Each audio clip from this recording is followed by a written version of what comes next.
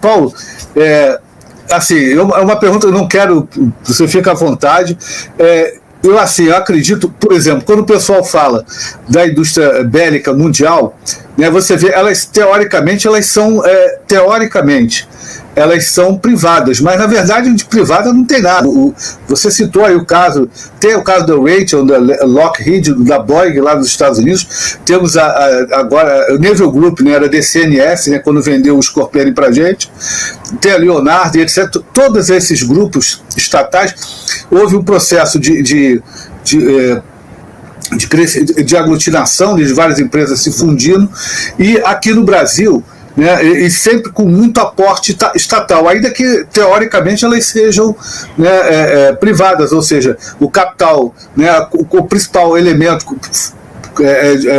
vamos dizer assim, mobilizador dessa indústria é o Estado, mas elas, na hora de oferecerem lucros, elas são lucros privados. A minha pergunta no caso da defesa, no caso brasileiro, vamos colocar o nosso caso, que é o nosso problema. Os russos juntaram toda a empresa dele numa só, né? Tem a Sukhoi, está todo mundo numa empresa só.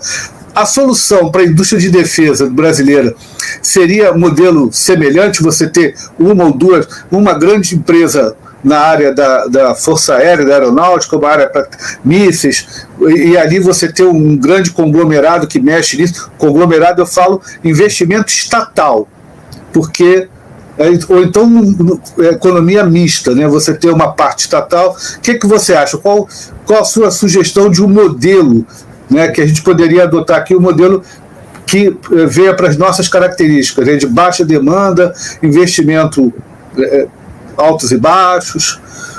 Eu acho que o modelo funciona muito bem lá fora, e que a gente deveria adotar mais, a gente já adota, mas a gente deveria adotar mais, é o modelo de compras públicas, porque, no fundo, é o que você explicou, as empresas são privadas, mas tá aí meu blog, obrigado. Mas as compras públicas que seguram muito dessas empresas, né? Porque a compra de governo coloca recursos gigantescos na mão dessas empresas, né? Não só na área militar, né? Muitas vezes também em parte ligada a empresas coligadas, né? Então, a gente já fez um pouco disso com a Embraer, o KC-390 é um pouco essa história, né? E eu acho que a gente deveria fazer mais. Eu acho que a Vibras também é um caso, porque assim, vamos ser honestos, o Brasil, a economia brasileira não tem escala para sustentar sozinho várias empresas que produzem equipamentos bélicos, né? Todos esses países que você citou têm empresas que atendem o planeta. Você precisa ter uma escala global, uma escala planetária, né? Não existe essa ideia de ter uma empresa que atende só ao seu mercado doméstico, né? Então, para as empresas se viabilizarem no Brasil, elas precisam atender pelo menos a América do Sul, a África, o Oriente Médio, né? Esse é o caminho. Só que para que elas consigam ganhar essa escala, a gente precisa da demanda pública, das compras de governo, para ajudar a catapultar o processo. Eu acho que o KC-390 é um baita exemplo disso. Agora, todo dia tem notícia do KC-390. A Força Aérea da Áustria comprou o KC-390. A Força Aérea da Arábia Saudita vai comprar o KC-390. A Força Aérea da Índia vai encomendar 25 aviões do KC-390, né? Aí você olha e fala, nossa, que fantástico. Como é que o Brasil fez um avião, um cargueiro de guerra desse, tão legal, tão eficiente, tão barato, né? Porque o custo-benefício dele é absurdo. Ele custa metade do preço do concorrente. Ele pousa em neve, pousa em areia, pousa em terra, pousa no gramado, onde você quiser. O KC pousa com uma tonelagem enorme, né? Que é uma baita tecnologia desenvolvida em São José. Como é que surgiu a história do KC? A Embraer não quis fazer o KC do nada.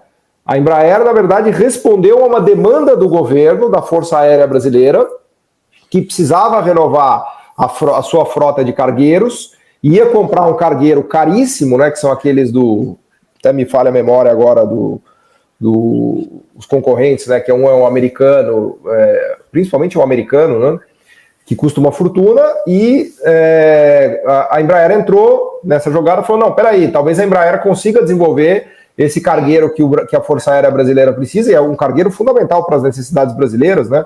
Abasteceu a Amazônia lá com os respiradores na época da pandemia, agora na tragédia do Rio Grande do Sul, quem salvou toda a coisa da tragédia e levou os alimentos era o KC-390, inclusive apareceu até no Fantástico, os caras voando no KC-390, indo lá, pousando na base de Canoas, né? Então, da onde veio esse KC? Veio da demanda pública, do governo.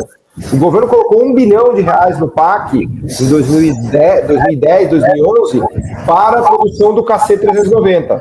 Foi esse bilhão que produziu o KC e que virou esse sucesso, e agora o mundo todo adorou o KC e foi embora. A Embraer está dando um super lucro esse ano, tá indo super bem, né? Mas o KC é um belo exemplo. Então, respondendo a sua pergunta, eu acho que a parte de compras públicas talvez seja o caminho.